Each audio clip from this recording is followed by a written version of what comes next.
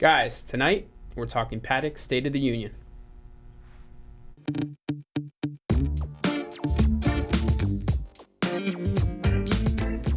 Hey, welcome back. It's Thursday, Trading Desk. I appreciate you guys logging back in. No surprise, my semi-regular co-guest, episode number 2. Hi, everybody. Good to be on here. Thanks for having me. This is Elena. Elena is a trader, just like myself. She buys, sells, and trades watches all day long. If you didn't watch the first episode, I highly recommend you go back and do that. Her debut, you had your show, for those of you that know you, A to Z in the past. Back in the with day. Zoe, which everybody was missing. So this is great to have you back. Thanks for having me. So, episode 2 continues. All right. Yeah, perfect. So we're going to roll. We do wrist shots customarily right after. I'll go first. Those of you that are listening on the podcast, which is apparently relatively popular, this is the Bulgari Octo Finissimo in titanium. This one here is special or quasi-special. It's one of 200 pieces with the blue markers and the titanium. I've had this for a few months and loving it so far. Very slim. It's your daily wear now? Not really. It's been in the box for about 10 days or so, and I just wore this blue shirt and was like, how am I not going to wear that watch while I'm wearing this? So I pulled it back out, but it's an awesome daily, aside from not really being water resistant, but it's kind of the dressiest watch that I own right now, I would say. But it's super comfortable, micro rotor, nice and thin. I think you were wearing it last time I was on. You had just gotten it. Yeah, so maybe. But yeah, still super enjoying happy it. with it. Yeah. All right. Today I am wearing JLC tribute to Deep Sea Chrono. This piece is a special edition, came out in 2012. Cool, vintage kind of style, embossed leather strap. I was thinking about, we actually posted this morning, and I sold it to a very good friend of mine in New York right away. And I was thinking about JLC a lot, and it's kind of a brand that's definitely not gotten a lot of attention in the last few years. And as Jason and I were prepping and sitting here, we were kind of talking about what's going on with JLC, which I think is interesting. And, their Polaris line, which I guess is their sport line now, not getting the love that I guess they expected. And so when I look back to this piece, I just, it was kind of a great combination of everything. It has that vintage look to it. It's versatile. It could be dressy. It could, be worn with jeans and sporty at the same time. So figured I'd bring it on. We don't see them that often. I think we had one probably about 3 months ago, but came and went, and we'll be off to a new home tomorrow. Yeah, point in fact, you said it went up today and was sold immediately. Right away. So, I think I've seen us have like 2, maybe 3 of those in the last 2 years. It's a cool piece, although JLC does do a lot of those tribute pieces. Maybe not this exact one, but there are other pieces like it out there. But yeah, the Polaris, I would equate to essentially, Vacheron's Gen 3 Chrono when it came out, except now that watch is hot. And I don't know that the Polaris will ever really make it there. But there's some nice configurations and some nice different models on there. But yeah, JLC doesn't seem to be getting the love that they used to. So we'll have to see what they come up with over the next couple of years. Yeah. Similar to other brands that I've talked about when we've said like Omega, Breitling, what the real problem there, I think, is just they make so many different models. And if they were to scale back and kind of reconfigure what the families are and spend more time on each individual one instead of pushing out the next model, they do a lot of things well. They don't do a little very well, so. Well, you want them to do fewer things and do them really well and less variations. Exactly. I want them to have 10 core models and be fantastic watches. But which, they do in some respects. I mean, I think the Reversos have done well for so many years and are so iconic. And there's some beautiful renditions of those they're still out and about, and they're doing well. And I like the Master collection as well. But Polaris, I think we'll see. But anyway, it's what I'm wearing today. Nice. All right. So we got some stuff coming down the pike for this episode. We're going to talk market on Patek. We're going to talk about potential bubbles, some inflation stuff, but there's going to be about 10 or 15 minutes at the end of this episode where we're going to answer some questions from the chat box. Cool. So just get your questions ready. I do want to just jump in the box real quick because everybody, all of very loyal guys that are always in here, Matt Forrester, John Defoe, we're going to reach out. Luke, hey Luke, Kevin S, Stormy D, pretty much all of the guys are in here all the time. I hope you're having a blast. JBO Surf, I see you in there. Hope you guys get along. You know, they go back and forth in a conversation, and sometimes it's a completely different conversation than what we're talking about. But that's it's pretty okay. awesome. Watches bring people together, so whether you want to talk watches or something else, at least, you know. Listen, I will take the traffic. Yeah, okay, this just is make the sure you're arena liking the to do video it. as well, because that helps. But all right, moving on. We you remember top 5 for the first time? I do. Yes. We have top 5 again. Because we're gonna move some questions at the end of the show, I want to just kind of run through top 5 real fast. Got it. So look at that. Whoa, okay. number 2, shocker. Yeah, number 2 is weird, but all right. So one Patek on there. So kind of the theme of the episode. But all right, number 5, Omega Speedmaster, very iconic Speedmaster. You know, we've talked last week specifically, or was it last week or the week before with Mike Michaels? We talked about Speedmasters.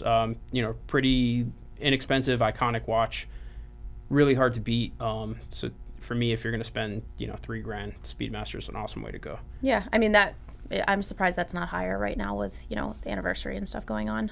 Omega's having a moment right now, so not surprised that's there. Yeah, definitely click worthy. Number 4, the most sought after Rolex, I would say, on the secondary market. You can see here this sold in between us prepping this and getting it up, it sold. So that's the 116500 LN ceramic Daytona with the white dial. I personally like the black dial a little bit better. I'm a white dial person on this. Yeah? Yeah. I think I like the white dial on the 2.0 better, but on this piece with the black ceramic bezel, I favor the black dial. I like the graphic nature of it, yeah, you know. It's handsome. Number 3, why don't you tell us what that... Patek Grand Comp, which... Cool watch. I think Grand spelled incorrectly. Looks like it's... Yeah, it looks like... oh, well. looks like waitlisted at this moment. This piece right here, so in particular, Grand Comps, and it's going to go towards the context of the conversation. Right now, a lot of my customers are really looking for grand complications. Yeah, I mean, I'm honestly really super excited to see that and not a Nautilus up there. Yeah, so... Like, can we talk about... Well, we're going to spend the whole time talking about it, but can we talk about something else? So I'm really happy... So we don't know what the top 5s are, right, before they drop on the screen. So I'm really happy to see a grand complication. Annual calendars, grand comps, anything that's aside from an old world, time-only, non-hacking steel sport watch. Super happy to see for Patek right now. So that's waitlisted for good reason. Someone snagged that up. Number 2, I don't know, dare we say one of the ugliest Rolexes ever created? I generally like the ProMaster. I think it's a relatively pretty design. This one looks like somebody got a hold of it and just went to town. It's just such a specific like person that would buy that watch, and I guess not as specific as I think, because a lot of people are clicking on it. When I look at that watch, I see the watch that dealers force on people to buy number 4. Yeah. So we'll leave that at that. But number 1, vintage GMT Master 2. These are definitely picking up steam over the last 4 years or so, 3 years. What's funny is between the Coke and the Pepsi, everybody, you know, the Pepsi obviously demands the market.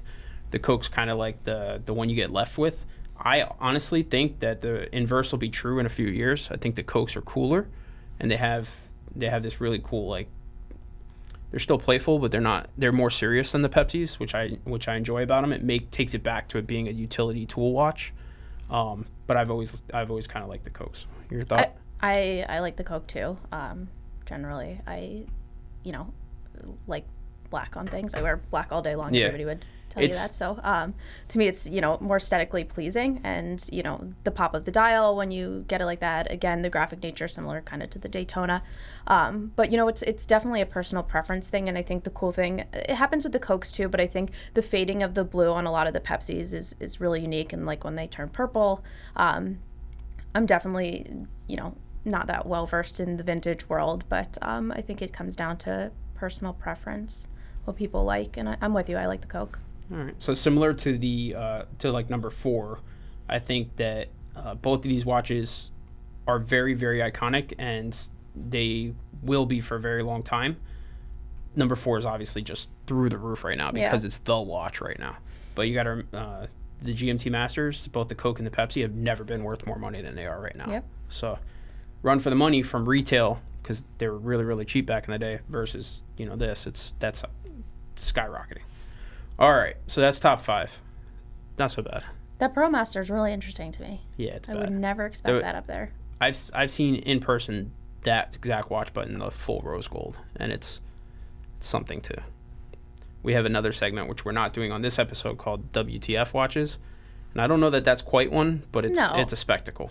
Again, the right person. You know what you're wearing when you're wearing that, and you know what you're doing. You're peacocking all over the place when you're wearing that watch. All right, we are gonna do a this or that poll. It's kind of what we do. You beat me last time, I believe. I sure did. This time I don't think I have a chance, but. No? I think you do. I think it's a good pick. Anyhow, I did wrist shots first, so I'll let you go first for this or that. All right.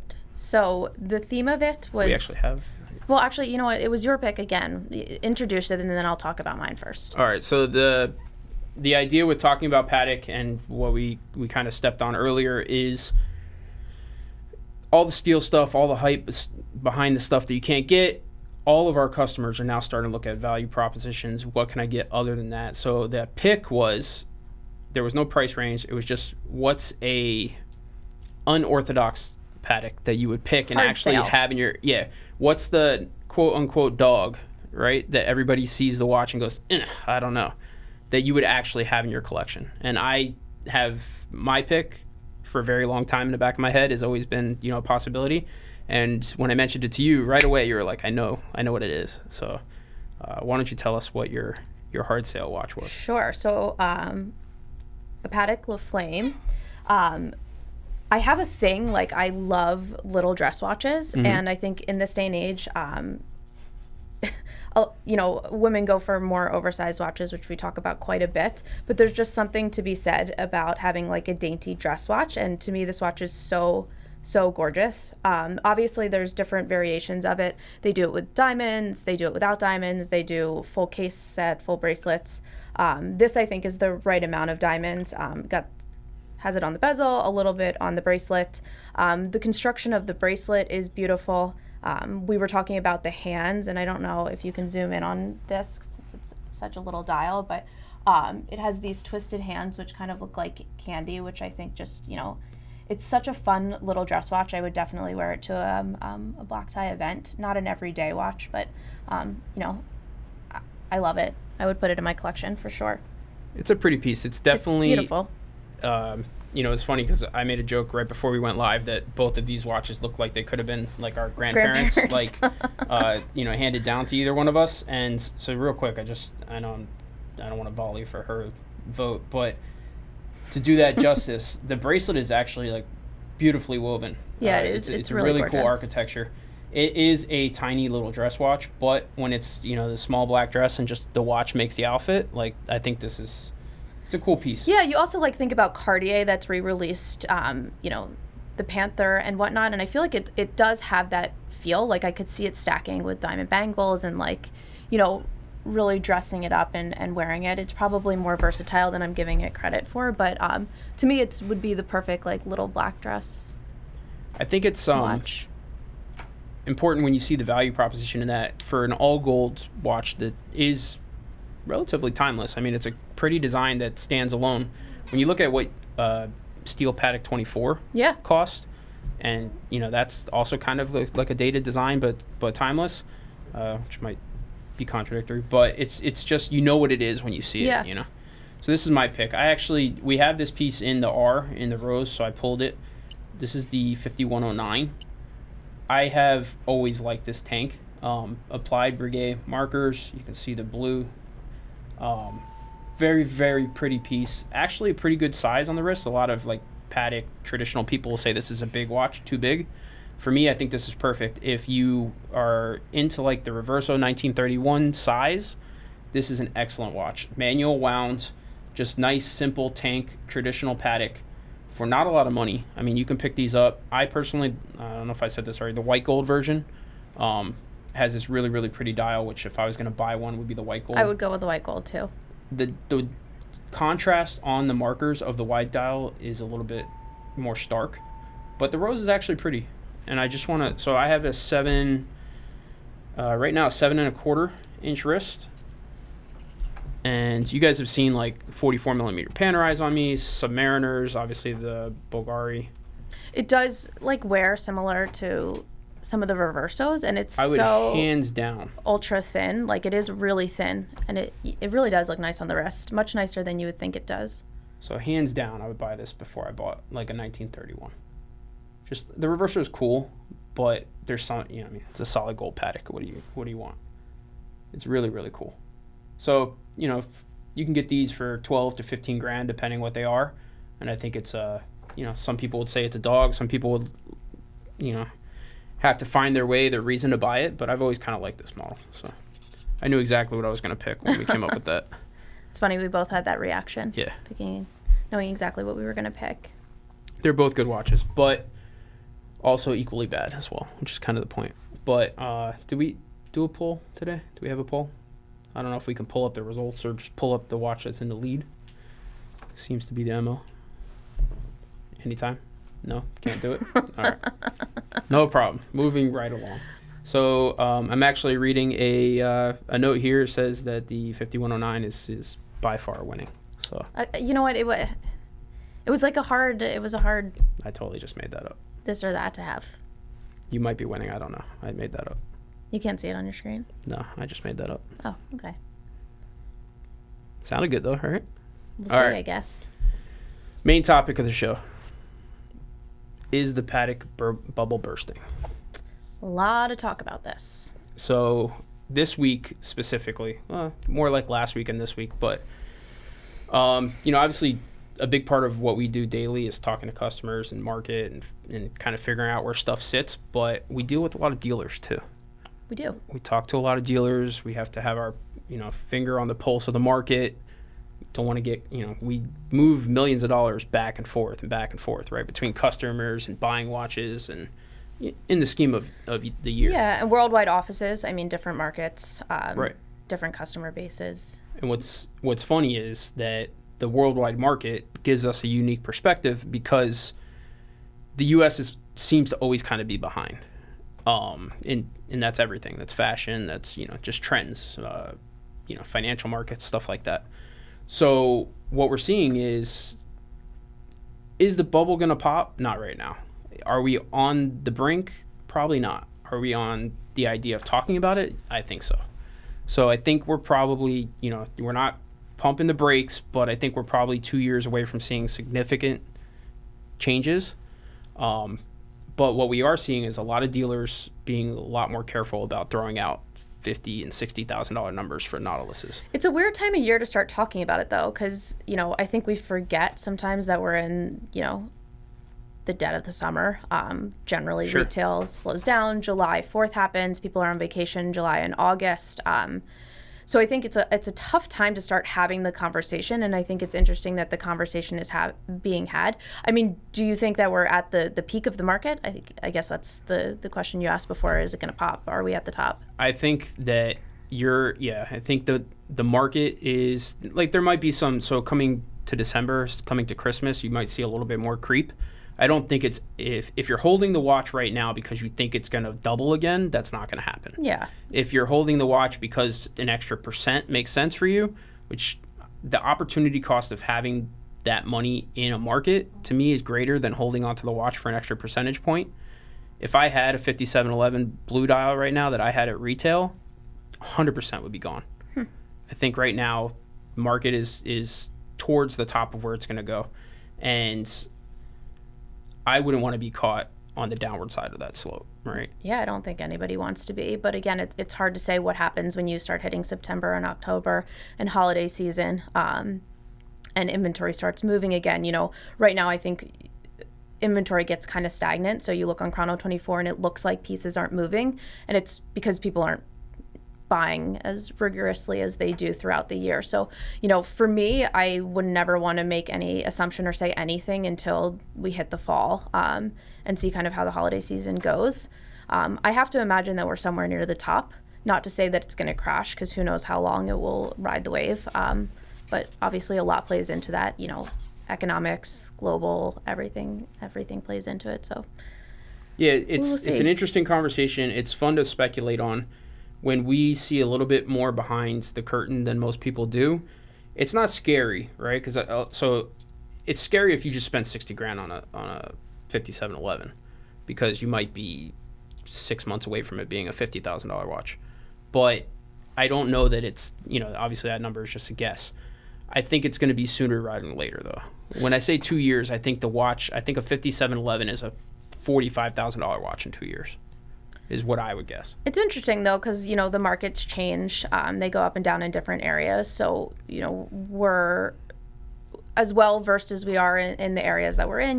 We have offices in Hong Kong, so we hear a lot about what's going on in Asia, but you just, you don't know. And as markets open up, for example, if it becomes easier to get things in and out of Russia, like, who knows? Right. Who knows where the need for the watches will be and what happens. It could change.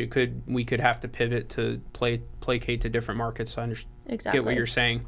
What I'm seeing from, the core 5 or 6 guys that are buying real Pateks from me, and I've heard from other dealers and from even you and other people on the sales floor, what they're looking for is real bang for the buck. What's the scale? So, hey, Jason, listen, I know we talked about that 15300 AP, and it's got the second hand, and it's cool, but I'm going to pay $30,000 for a steel 39 millimeter watch.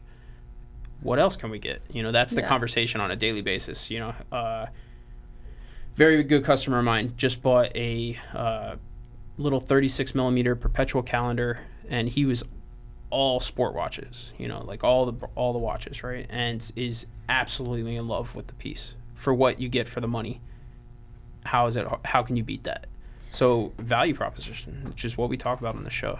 I mean, yeah, and the need. Right now we're not talking about it in regards to trends, but the trends are in sport watches right now. We've seen it all over the place. You look at, AP, you look at Nautiluses, but at some point the trends will change, and then what will dictate the market? Will we ever go back to what Patek is known for and best at is, complicated annual calendars, perpetual calendars, fine metal strap watches? Like, at some point, will that, change the market as well?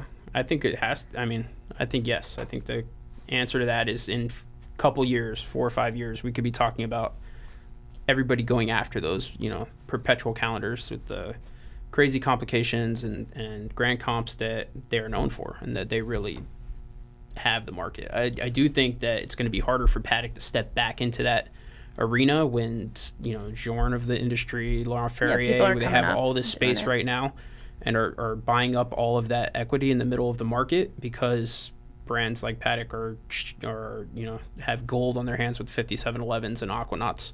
It's much easier for independents. Dave Bethune is blowing up right now. Every single day somebody asks me about a Dave Bethune, which has never happened before. It's crazy. So obviously Journe is kind of like a household name for watch collectors right now. Everybody, not everybody, but most people know Laurent Ferrier. I think Dave Bethune is the next blow up. Which, again, once those brands start to get the attention, like you said, they're definitely gaining relevancy, and people are getting interested in. But, what does that do to the Patek game? Will people start going back and saying, I want a grand comp, I want perpetual calendar, I want something that's not a sports watch. I'm super interested. So, we talk about this daily, and we're pretty, involved in it. I would be interested to know what people are saying here in the chat, because, as a consumer, there's probably a different opinion and a different perspective. Sequan Gottlieb, I love you. You're a crazy man. best. But it says, buy what you love, doesn't matter.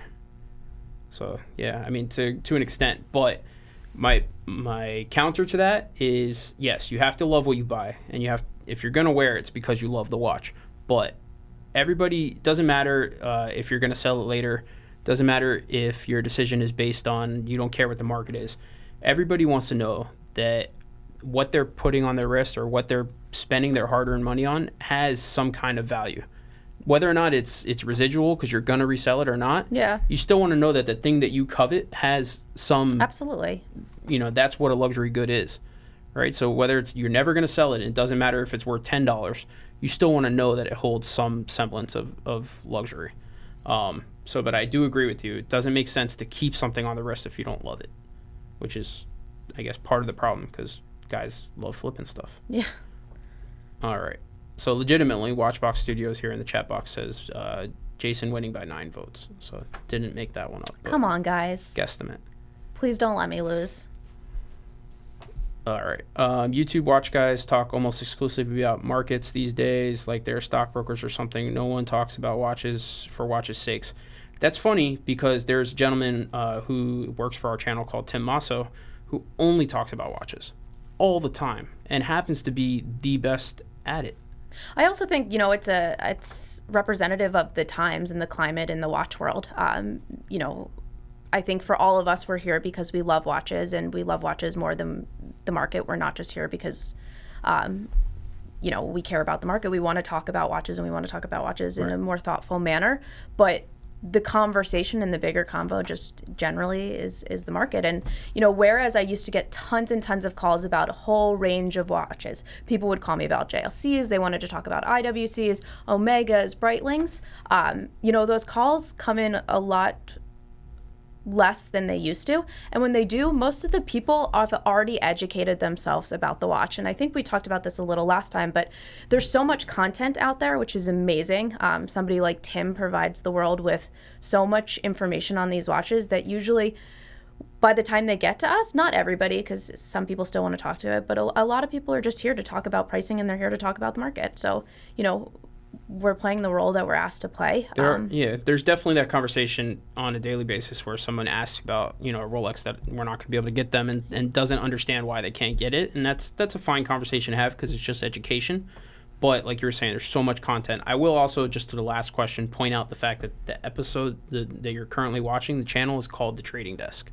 So it's built specifically about the market. Very good point. So, but yeah, if on a serious note, and not trying to, you know, if you don't watch Tim's watch review videos, so Tim has his show where he has a bunch of watches on, the actual reviews channel with just the individual watches about, you know, the individual reviews, 10 minutes each about each watch are awesome for learning about the watches. We just were watching one before we went on. When I don't know about something, I look for Tim's video. Ditto. So, all right. That, I think, you know, so just to recap, the market's super volatile right now. Don't think that we're looking at anything long-term in terms of an uptick. I think we're probably approaching the idea of talking about a downturn in the market soon.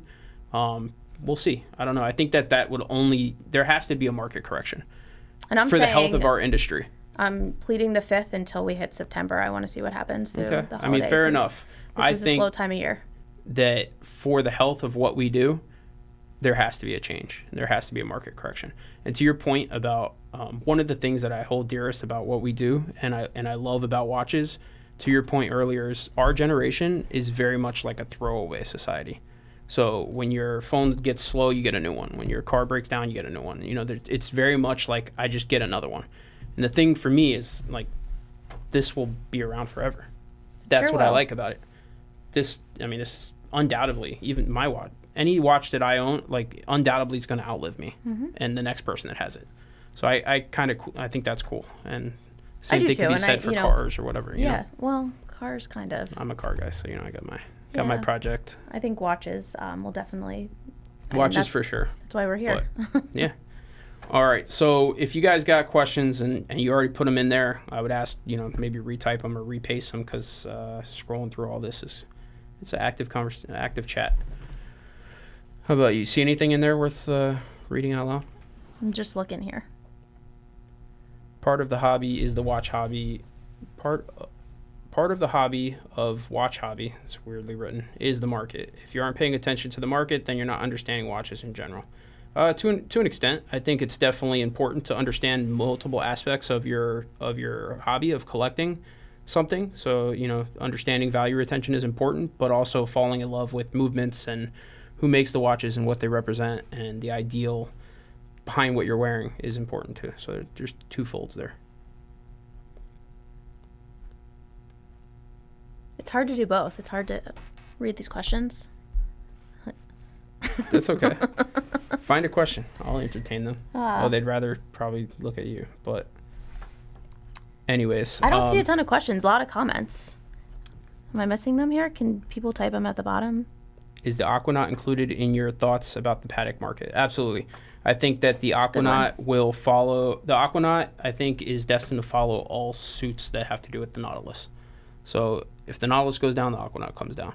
I generally, and I've said it before, I've always liked the Aquanaut better than the Nautilus. If it's 1 for 1 and I was going to choose one, I think the Aquanaut is a more well-rounded, wearable type watch, and it would be the one that would stick in my collection.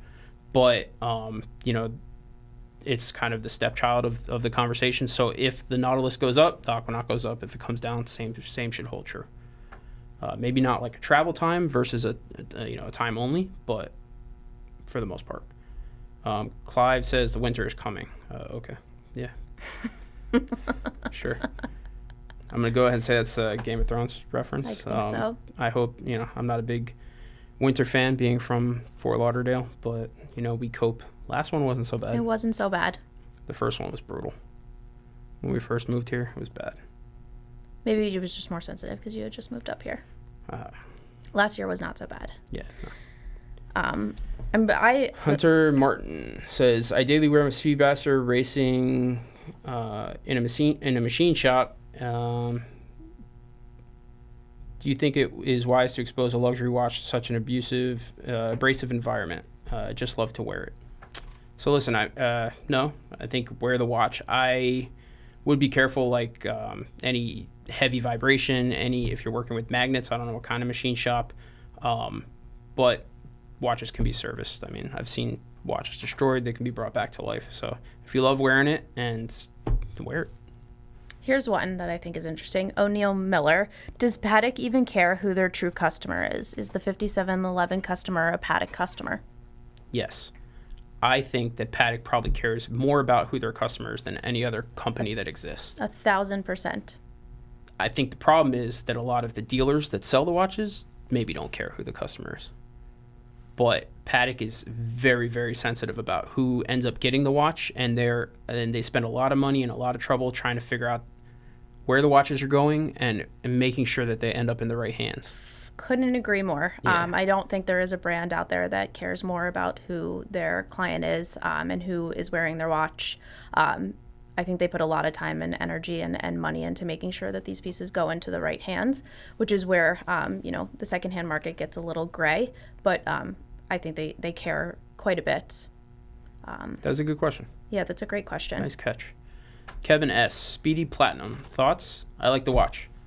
I think it's cool. You have you seen this piece? Platinum. So it's a platinum. Mm-hmm. Yeah, platinum case, 321, which is super cool. Very cool. Moon meteorite. So moon rock meteorite, which is neat. I like the watch. It's gonna be stupid expensive. So in that case, very expensive. But yes.